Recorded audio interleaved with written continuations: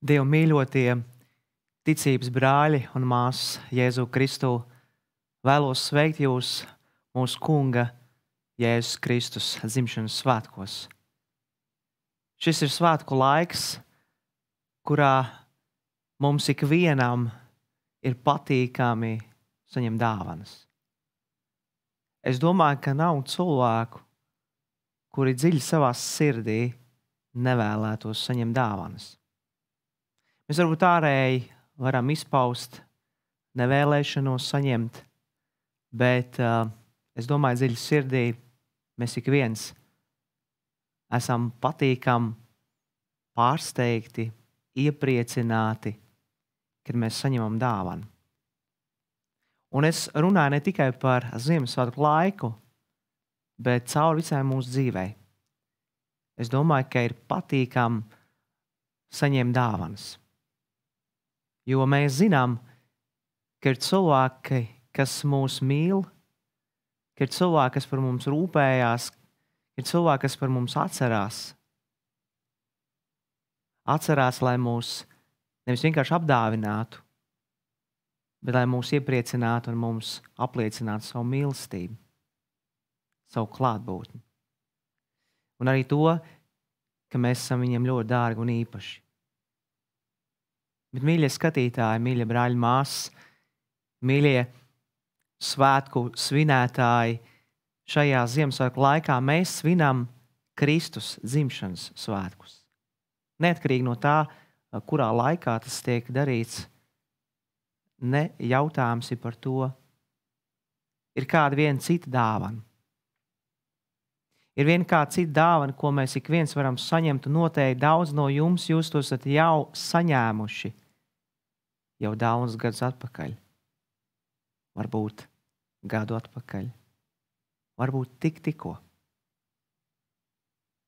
Un šī dāvana ir vislielākā dāvana.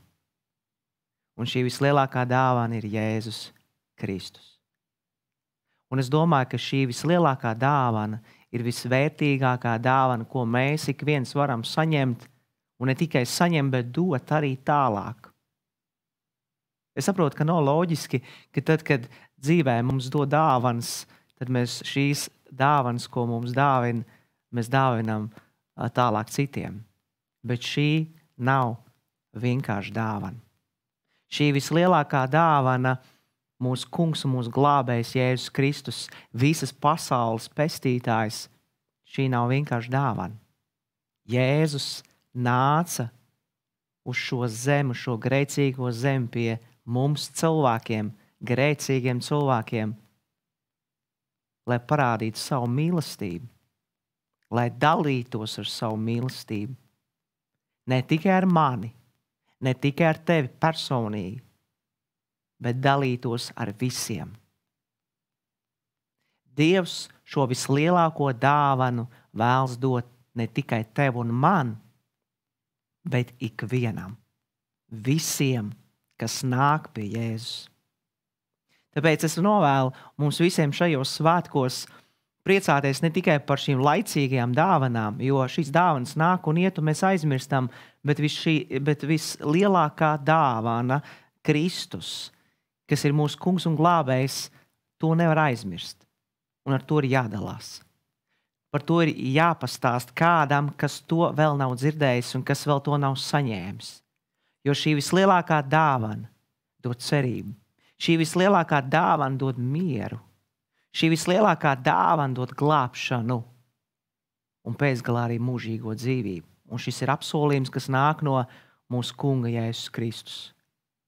Tāpēc es novēlu mums visiem šajā svētku laikā nevis slēpt šo vislielāko dāvanu, bet dalīties, runāt par to, izpaust to ar gavilēm un ar prieku, kā to darīja gani, kad viņi saņēma šo prieka vēsti, kad pestītājs ir dzimis.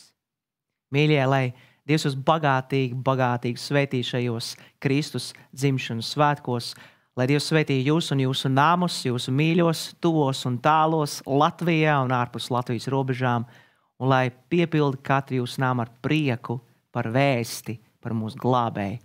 Un lai Dievs dod, kad šī vēsts, šī patiesā vēsts, šī labā vēsts, kas ir prieka vēsts, tiek izpausta ne tikai mūsu namos, bet arī tālāk un tālāk un tā joprojām. Un lai Dievs jūs svētī arī sagaidot Dieva žēlstības 2025. gadu.